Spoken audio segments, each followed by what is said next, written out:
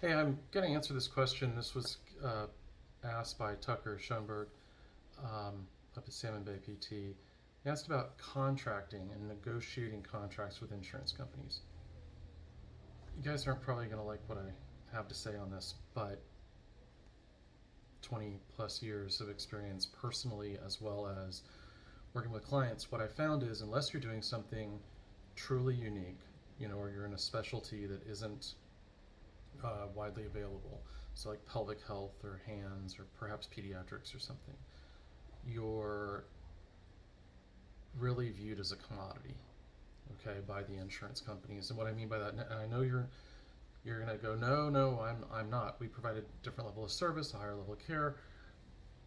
Problem is everybody says that, okay, and the problem is there isn't a great way to suss that out, right? They can do patient surveys and outcome studies and all that stuff, but they don't really do it.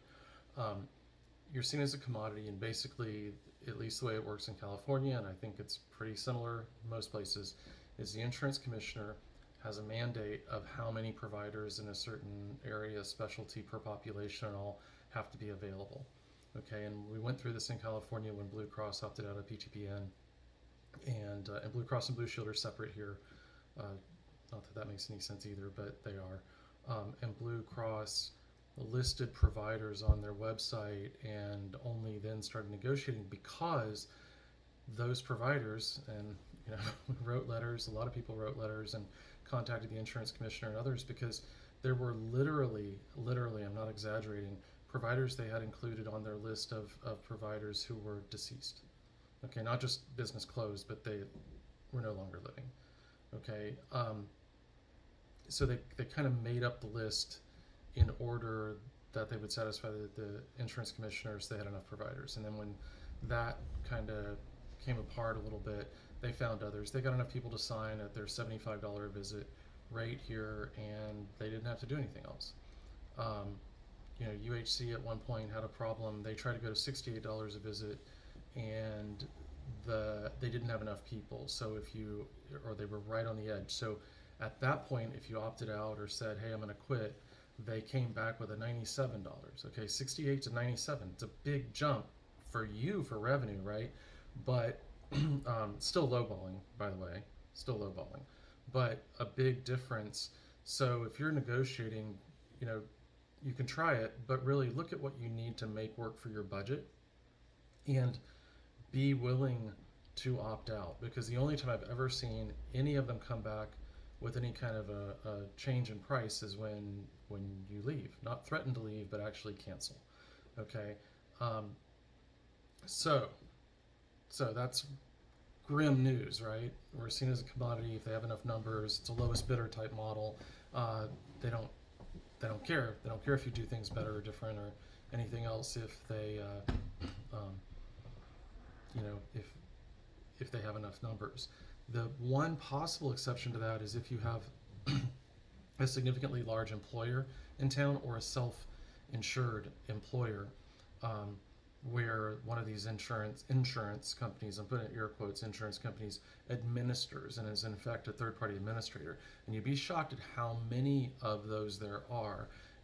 I think it's close to 70% of private employees, meaning not in the government sector, are under a self-funded insurance plan through their employer. So, in other words, the employer has a lot more power to determine the policies, rates, and the rest of it. So, if you're considered really important in that community to that employer, you could get the patients that are coming from that employer to talk to their HR, to talk to their executives, to maybe basically go around the TPA, in this case the insurance company who's acting as a TPA. You go around them and negotiate directly with the folks that actually have the say in whose purse it comes out of. It makes a lot of sense, by the way, for the employers, because if they spend more money on you, that's not necessarily a loss. Okay, it's a better benefit to their employees, but they save tons of money in the long run. All right, so outpatient ortho, physical therapy, we know saves tons of money both upstream and downstream. Okay, so it eliminates the need for a lot of the testing and imaging and stuff, which is just as expensive as a full course of treatment.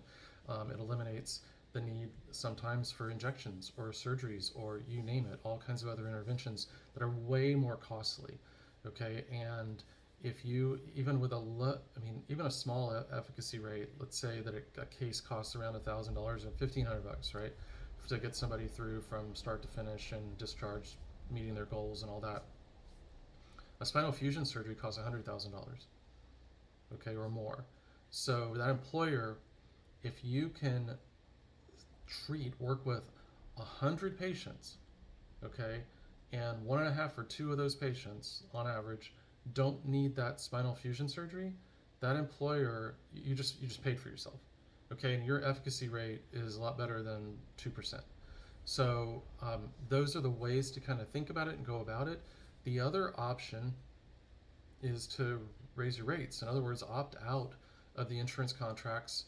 You know, if you go in negotiating good faith, wanting them to pay you more, but they won't do it, you can always go out of network. Now, to do that, you've got to look at all of your touch points and all of your customer service. You got to be really deliberate about how you enhance and make yourself indispensable, how you make yourself dramatically and meaningfully different in the eyes of your customers. Okay, so there are a couple different things there, a couple different moving parts for you to think on. If you need help with any of it, reach out to me.